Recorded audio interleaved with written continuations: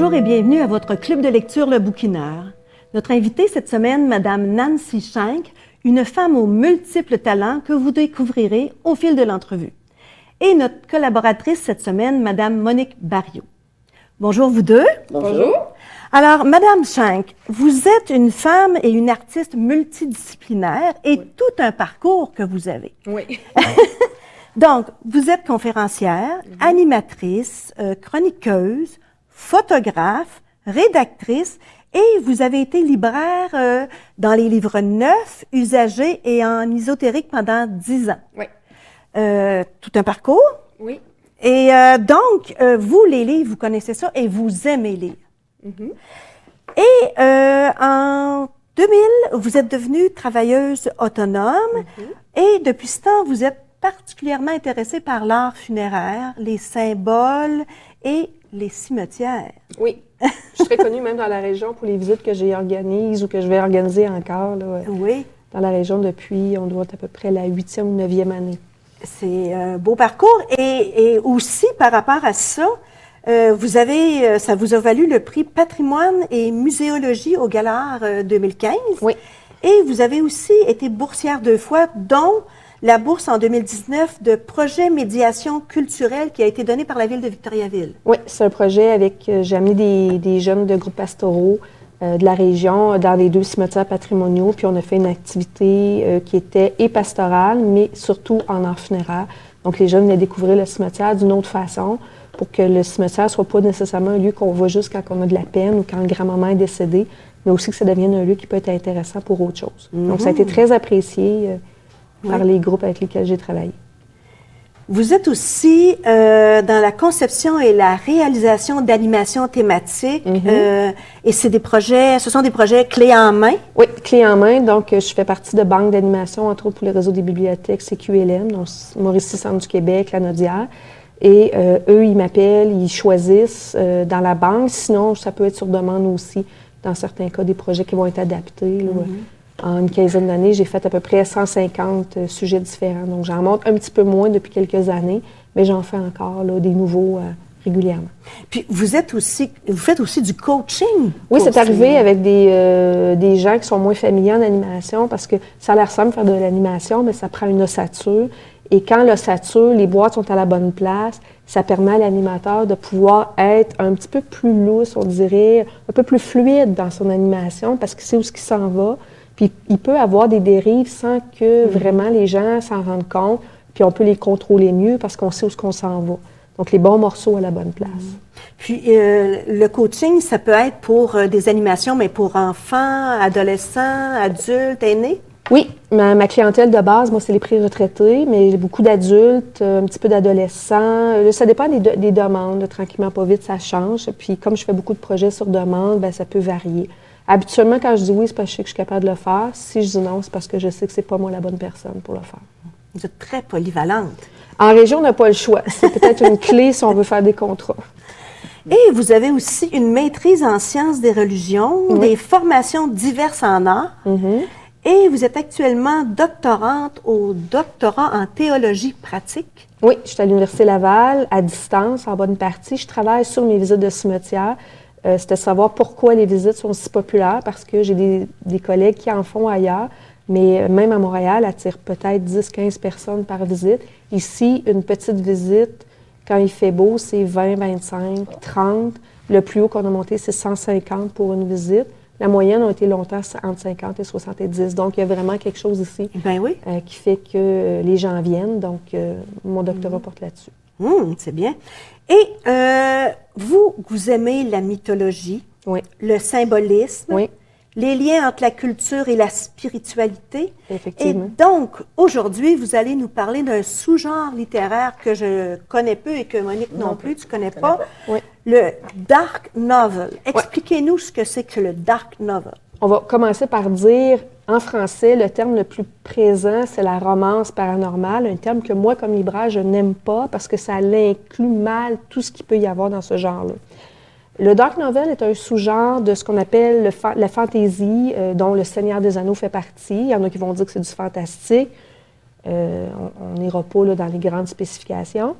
Mais c'est un sous-genre où on va utiliser la mythologie On va utiliser des créatures étranges, vampires, les anges, les démons, entre autres, les fées. Et on va faire participer ces personnages dans une histoire qui, au départ, nous semble être généralement une histoire d'amour, mais qui va être un peu comme ceux qui aiment Diana Gabaldon, Le Chardon et le Tartan. Vous avez une histoire d'amour, oui, mais avec un contexte historique et un contexte un peu fantastique parce qu'elle peut passer les portes du temps. C'est ça. Diana Gabaldon est un peu plus dans le roman historique avec un petit côté, je dirais, de dark novel. Tandis que le dark novel américain, c'est vraiment tout un courant qui se subdivise en différents genres, mais en même temps avec toujours ce côté-là. Il y a un monde qui vivrait à côté de notre monde et qui a des relations avec nous, et les humains normaux, on ne les voit pas. L'histoire commence, un humain, X, a vraiment un contact avec ce monde-là, et là, l'histoire va évoluer. Le plus souvent, les romans les plus traditionnels, c'est une histoire d'amour entre deux personnages, un vampire et une humaine. True Blood est un excellent exemple qui est passé à la télévision et tout ça. La différence entre le roman et ce qui est présenté à la télévision, la série télé était beaucoup plus épouvante qu'un dark novel. On est allé un peu plus loin dans la dureté des personnages sanglants. Donc, des fois, la télé, on va pousser un petit peu plus loin. Mais il y a beaucoup d'auteurs qui écrivent, et ce qui est intéressant dans les courants américains, entre autres, c'est que c'est des séries à plusieurs volumes. Donc, s'il y a une série que vous aimez, c'est 8, 9, 10, 12. J'ai une série actuellement, ils sont rendus en français à traduire le 27e ou le 28e, mais ils sont peut-être rendus à 35 en anglais. Donc, si vous aimez une série, vous pouvez suivre les personnages sur plusieurs choses. Donc, ça fait intéressant de pouvoir lire une série souvent. Ça change le quotidien parce que moi, je suis souvent dans des sujets très complexes, donc c'est léger. Puis en même temps, c'est pas juste une histoire d'amour d'un roman harlequin traditionnel, c'est vraiment beaucoup plus complexe. Donc, comme c'est pas connu beaucoup, bien, je vous ai amené quelques exemples d'auteurs. C'est sûr que le dark novel traditionnel va s'adresser aux femmes adultes, donc 18 ans et plus, 21 ans et plus, dépendant. Certains genres ont été très populaires chez les adolescents. Twilight, c'est un roman de dark novel d'adolescents. Plus, donc du 15 ans à 25 ans, mais il y a plein d'adultes qui en ont lu et qui ont aimé ça quand même. C'est souvent dans la profondeur des histoires qu'il y a des différences, ou dans la dureté. S'il y a des pratiques violentes, ça va aller un peu plus loin dans le roman adulte que dans le roman jeunesse. C'est normal. Donc, en français, il y a une maison d'édition européenne en France qui s'est spécialisée là-dedans, c'est Milady ou encore Bragelonne, qui publie en grand format, mais quand vous lisez beaucoup, le poche est beaucoup plus intéressant parce qu'il sort 6 mois plus tard. Donc, eux, ce qu'ils vont parler souvent, c'est de romans beat-lit. Le beat-lit, ça vient encore de l'américain, ça veut dire une littérature mordante, ça fait rappel aux vampires, comme dans True Blood. Donc, ça nous catégorise tout de suite que on est dans le dark novel ou dans la romance paranormale. Il y en a qui vont parler d'urban fantasy aussi. Donc, c'est tous les noms équivalents à peu près du même genre. On va les retrouver souvent en librairie dans les sections d'épouvante ou de fantastique. Là, ça dépend, ou de science-fiction, comment les libraires vont les avoir classés. Donc, il n'y a pas une place nécessairement, ça va changer d'une librairie à l'autre. Donc, un exemple, ici, c'est Anita Blake, ça, c'est le numéro 24. Donc, Anita Blake, ça a déjà paru chez Pocket il y a plusieurs années, des années 80. Ça a été complètement retraduit à partir de l'anglais au français. C'est une chasseuse de vampires. Bon. Le premier volume est très violent. Ça s'adresse vraiment à des femmes averties. Il y a de la violence. Les vampires ne sont pas gentils, c'est pas des vampires de Twilight. Et au fur et à mesure, elle va découvrir des relations d'amour avec différents personnages. Et dans ce cas-là, je dirais que c'est pour lectrice avertie parce qu'elle est polygame dans les histoires. Elle a plusieurs maris, plusieurs amants. Il faut s'habituer à ce style-là. Mais l'histoire est super intéressante parce qu'on découvre tout un monde qui vit à l'intérieur du monde des humains, qui peut avoir des relations. Le maître des vampires, elle travaille pour le FBI. Donc, c'est entre le roman d'aventure, le roman d'espionnage, le roman paranormal, puis une ou des histoires d'amour qui nous font avancer. Mais ce sont de vrais personnages. Ce sont de vrais personnages. C'est basé sur beaucoup, beaucoup d'informations. Puis vous voyez, là, ça, c'est un des volumes. Généralement, ils sont presque tous de cette épaisseur-là, mais les premiers étaient un petit peu plus petits. Le tome 1 était peut-être épais comme ça. Donc, elle est suivie, elle a un fan club sur Facebook, ils ont toutes des fanzines, en tout cas. C'est vraiment une auteure très prolifique. Elle a une autre série qui paraît dans une autre sur une princesse des fées aussi. qui est moins violent. Il faut toujours que ce soit une série ou bien ils peuvent écrire un livre unique qui... Aux États-Unis, c'est toujours en série. Ce style-là se publie au minimum à 3 tomes. OK. Minimum. Mais c'est rare qu'il y ait un tome, puis c'est comprenant parce que quand ça fonctionne bien, ça fait un marché, les auteurs veulent l'en faire, puis c'est pas la même façon qu'ici. Un autre auteur qui est bien intéressant, c'est ça. Mais c'est pas redondant parce qu'il me semble qu'au bout de 26 volumes, 27... C'est sûr qu'il y a des, je vous dirais à 26, il y a des romans qui sont un petit peu plus tranquilles que d'autres, mais quand on aime un auteur, on se dit, ben là, il faut que je le lise. Tu sais, ça arrive des fois qu'on a des trilogies. Moi, j'ai lu des trilogies de science-fiction, les 2 premiers livres, ça décolle pas. Puis finalement, c'est au 3e que tout décolle. Ça arrive. C'est sûr qu'à un moment donné, c'est un peu comme la musique. Des fois, il faut qu'ils produisent. Mais généralement, elle sort un livre par année. Donc, celle de 25 de traduit, ça fait au moins 25 ans que la série tourne. Une autre séance, si vous aimez un petit peu plus les histoires d'amour, un peu plus sensuelles, mais qui ne sont pas nécessairement à la 50 nuances degrés. Okay. Il y a La Confrérie de la Dague Noire. Ils sont à 16 volumes de publiés en français, toujours chez Milady. C'est l'histoire de vampires qui protègent les humains de méchants démons et qui vont tomber en amour avec des personnages. Des fois, c'est des vampires qui ne savent pas qu'ils vivent chez les humains. Des fois, c'est des demi-vampires parce qu'ils sont à moitié humains. Des fois, c'est des morts qui vont être ramenés à la vie. Et on a la déesse et tout ça. Donc, on a vraiment tout un monde mythologique qui vient s'insérer dans le monde des vampires. C'est encore là pour lecteurs avertis, mais beaucoup plus léger ceux-là que Anita Blake et sa tueuse de vampires qui va aller beaucoup plus loin. Une de mes découvertes de l'année passée, excellent. Lui, ils l'ont mis en action et romance parce que c'est toujours chez Milady. C'est un beat-lit, mais il y a une autre information en arrière qui nous dit « amour-romance ». C'est vraiment mignon. C'est l'histoire d'une femme qui a le pouvoir de voir l'avenir parce que quand on la coupe, c'est une mutilation, ça lui fait voir l'avenir. Et elle est enfermée dans une espèce de tour où tout ce groupe de femmes-là avec ces pouvoirs-là sont. Et un jour, elle s'enfuit et elle va arriver dans un enclos de créatures étranges. On n'est pas dans notre monde. On est dans un monde parallèle où les humains, ces créatures-là mythologiques, cohabitent, mais le monde ne nous appartient pas, appartient aux créatures mythologiques. Donc, c'est les humains qui doivent vivre dans des villes et correspondre à certaines valeurs. Donc, mais c'est vraiment intéressant. Ils ont sorti même une autre série avec des personnages autour. Donc, en anglais, ils appellent ça des spin-offs. On voit ça beaucoup avec les Marvel. Vraiment intéressant, très romantique, très cute, très léger, mais en même temps, il y a comme des valeurs qu'on nous passe en arrière de sauvegarde. Donc, c'est assez intéressant, c'est vraiment une découverte. Une autre, quand je vous disais qu'il peut y avoir toutes sortes de personnages, ici, c'est une jeune femme qui est une faucheuse. Elle va collecter les âmes des morts. Elle vit parmi les humains. Ça se transmet de mère en fille. Et quand une meurt, c'est la fille qui prend le rôle. Il y a toute une administration pour aller collecter les âmes, pour les amener à passer le seuil pour aller au paradis ou en enfer. Et elle est en même temps la descendante d'un démon, et elle va le découvrir dans le premier livre. Et elle va vivre toutes sortes d'aventures parce qu'elle est héritière d'un monde qu'elle ne connaît pas. Et elle va en même temps avoir un travail qui est d'aller collecter des âmes. Et là, on a toute l'histoire un peu plus proche de les histoires un peu, ceux qui aimeraient les Sherlock Holmes et tout ça, un peu plus détective, mais avec du paranormal. Et toujours, il y a une petite histoire d'amour, bien sûr, parce qu'il faut toujours qu'il y ait une petite histoire d'amour. Et il y a beaucoup d'humour dans celui-là. Puis eux, ils ont fait encore ici, ils ont marqué romance et humour.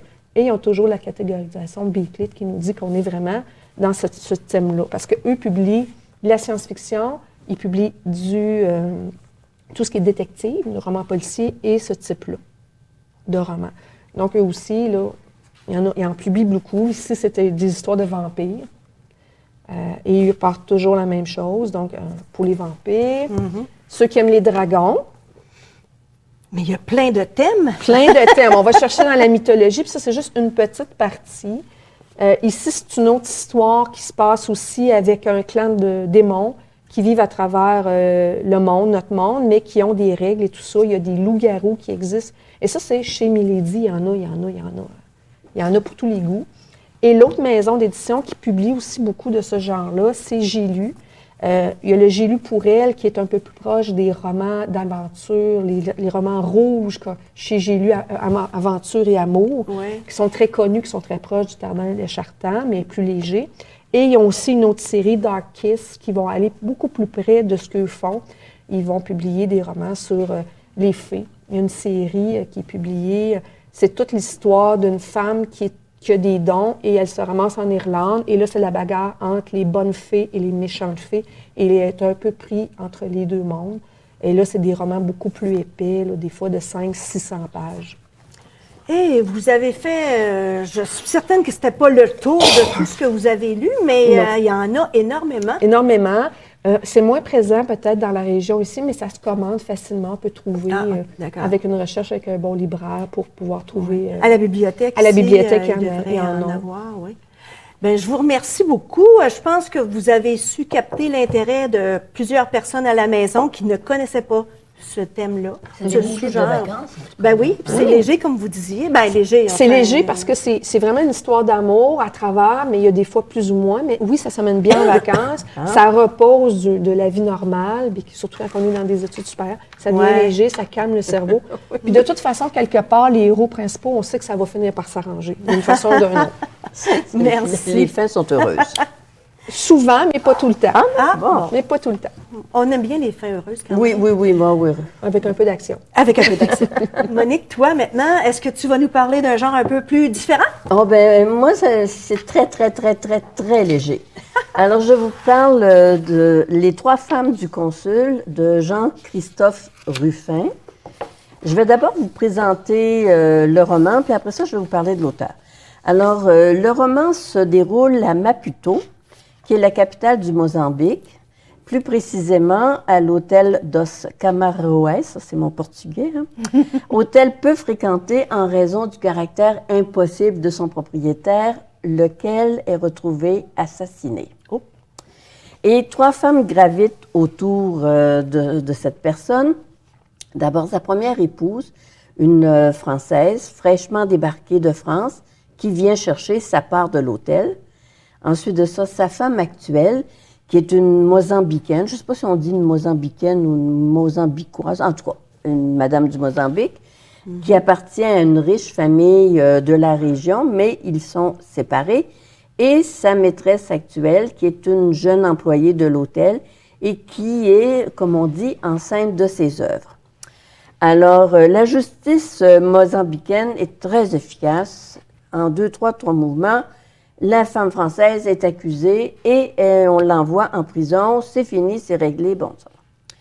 Comme elle est française au Mozambique, elle a droit d'être, encadrée par le consul de France au Mozambique qui envoie son adjoint, un dénommé Aurel Timescu. Et Aurel Timescu, c'est un Roumain naturalisé. Et lui, dans la vie, il a un objectif, c'est de travailler, mais sans travailler. Alors, il s'arrange, il n'y a pas de portable, il n'y a pas de téléphone cellulaire, on ne peut jamais le rejoindre. Il s'arrange tout le temps pour se défiler, bon, etc. Mais il y a une chose qui le passionne, ce sont les enquêtes policières. Et quand il va voir la dame en prison, il s'aperçoit bien que ça a été vraiment réglé trop rapidement, cette histoire-là, et il décide de mener son enquête. Alors, on assiste dans cet ouvrage à l'enquête. Puis, quand on regarde le personnage, on voit bien là, que c'est quelqu'un d'un peu particulier. D'ailleurs, moi, c'est ce qui m'a convaincu de prendre ce livre-là. J'ai dit, ah, mon Dieu, il me semble qu'il doit être intéressant, lui. Oui, il est intéressant. Alors, c'est un livre qui est divertissant. C'est un livre qui est bien fait. C'est un livre où, moi, je trouve que la fin est peut-être un peu arrangée avec le gars des vues. Mais bon, c'est quand même intéressant. Et notre ami Ruffin dit qu'il existe 2 types d'écrivains. L'écrivain peintre ou l'écrivain musicien. Donc, on écoute ou on voit. Et lui, c'est un peintre, car ce qui fait l'intérêt de ce livre, c'est vraiment les personnages, sa description, comment il nous les présente. Ils sont exagérés, presque caricaturales, mais ça reste quand même intéressant. Cependant, mon bémol, j'ai été un peu déçue parce que Jean-Christophe Ruffin, c'est un monsieur, médecin, diplomate, il a travaillé pour les ONG, enfin, c'est le genre d'homme qui doit avoir toute une batterie de gens qui travaillent pour lui, là, parce que les journées ont sûrement plus que 24 heures quand on voit tout ce qu'il est capable de faire. Il a un siège à l'Académie française depuis 2008. Il a écrit des romans qui ont été adaptés au cinéma. Il a eu des prix, entre autres, pour Rouge Brésil. Alors, moi, je m'attendais, tu sais, quand on dit, bon, j'ai lu Jean-Christophe Rufin, tu sais, je m'attendais à quelqu'un un roman, tu sais. Bon, mais c'est bien. J'ai quand même beaucoup aimé ça, là. Il a même eu le temps de faire Compostelle. Il a même eu le temps de faire Compostelle. Alors, moi, il a pas fini avec moi, parce que j'ai bien l'intention de lire Rouge Brésil de M. Rufin, là, pour être sûr que je l'ai bien saisi. Mm-hmm. Tu sembles le connaître? Un peu, parce que c'est quand même un écrivain là, avec une bonne réputation. Quand on est à l'Académie, c'est parce qu'on a quand même une bonne main d'écriture. Puis, moi, la première question, quand vous me dites que vous êtes déçu par la fin, ça m'amène à me dire, est-ce que parfois, même les très grands écrivains font des fois une petite paresse pour fermer le livre qu'ils doivent publier? Ce qui est souvent une critique, entre autres, de tous les petits romans qu'on a parlé tantôt. C'est sûr, il semblerait que c'est un personnage qui revient. Là, c'est pas le seul livre qu'il a écrit avec Aurel, mais c'est quand même intéressant. Là, lisez ça, vous allez vous amuser. D'accord. Un autre petit roman de vacances. Un autre petit roman de vacances. C'est bon, ça. Moi, j'ai lu Coucoum de Michel Jean. Vous connaissez Michel Jean, c'est le journaliste et le chroniqueur, le chef d'antenne et tout ça. C'est aussi un autochtone. Et Coucoum est son 7e roman. C'est le récit de la vie de son arrière-grand-mère, Almanda Siméon. Et à travers ce récit-là, il nous raconte la beauté et le drame qu'ont vécu les Autochtones à ce moment-là, là, au moment où ils ont perdu leur terre et tout ça. Mais on rencontre son arrière-grand-mère avant. Il nous raconte l'histoire de sa grand-mère par ses tantes, ses oncles, tout ça, ce qu'ils lui ont raconté. Il l'a côtoyé légèrement, elle est décédée en 1976, quasiment centenaire. Mais il l'a pas vu énormément, mais avec la recherche documentaire puis la famille qui lui ont donné des renseignements. Alors, c'est Michel Jean a su recréer là, cette atmosphère-là, cette époque-là où les Autochtones étaient des nomades, les Inuits, on parle d'Inuits. Ils étaient des nomades, donc l'été, ils étaient au lac Saint-Jean, mais ensuite ils allaient pêcher, tout ça, puis à l'automne, ils s'en allaient dans les terres plus propices pour le gibier, l'orignal, le chevreuil. Et Almanda, c'est une jeune orpheline, blanche, la peau très blanche, les cheveux blonds, qui vivait chez ses oncles et tantes. Elle ne savait pas son origine, mais elle trayait les vaches, puis elle voyait passer un jeune homme en canot sur la rivière. Il y a eu un contact visuel. Repasse et elle tombe amoureuse de ce jeune, Thomas, qui est un Inuit et qui s'en allait pêcher, tout ça. Alors, c'est une jeune femme qui est vraiment avec un fort caractère, qui décide qu'elle va épouser Thomas, l'Inuit. Elle va l'épouser et elle va vivre la vie de nomade des Inuits. Alors, elle l'intègre vraiment, là, cette vie-là. Elle apprend à chasser, à parler la langue Inuit. Elle apprend les coutumes ancestrales. Et tout au long du récit, on lui apprend des choses, puis on les apprend nous aussi en même temps, comme leur grand amour, le grand respect des Autochtones pour la nature. Quand ils vont chasser, ils chassent pour se nourrir. Et une fois qu'ils ont tué le lièvre, l'orignal, ils remercient l'animal d'avoir été là et de leur permettre de se nourrir. Et à un moment donné, Almanda dit à celui avec qui elle chassait, « Bien, on va en tuer d'autres. » Non. On chasse pour vivre, pour se nourrir, mais on ne tue pas pour tuer, là, ou pour vendre des peaux ou des choses comme ça. Puis, on en apprend comme ça des choses, là, et c'est vraiment intéressant. Moi, j'ai vraiment, là, je pense un peu, pas totalement, mais compris la vie des Autochtones par ce récit-là qui est sensible, qui est vraiment là juste, je trouve, dans le ton. J'ai vraiment aimé ça. Et je dirais que Michel Jean, il a su être concret avec des racines bien plantées dans la terre. Tu sais, c'est comme vraiment, là, tu vis. J'ai eu l'impression de vivre, et non de lire l'histoire, mais de vivre l'histoire. Alors, je vous le recommande, c'est bien sûr. Et ça se retrouve en bibliothèque, et c'est vraiment l'histoire d'une femme inspirante, forte, éprise de liberté, et qui a su vivre la vie qu'elle a choisie avec l'homme qu'elle aimait, l'amour de sa vie et plus. Alors, je vous remercie, mesdames, c'est déjà tout. Merci. Je vous remercie aussi à la maison d'avoir été là. Nous espérons que cette émission a su vous faire découvrir là, d'autres horizons de lecture. Et je vais terminer avec cette phrase. Lire, c'est vivre dans l'éternité de l'instant présent. Bonne semaine!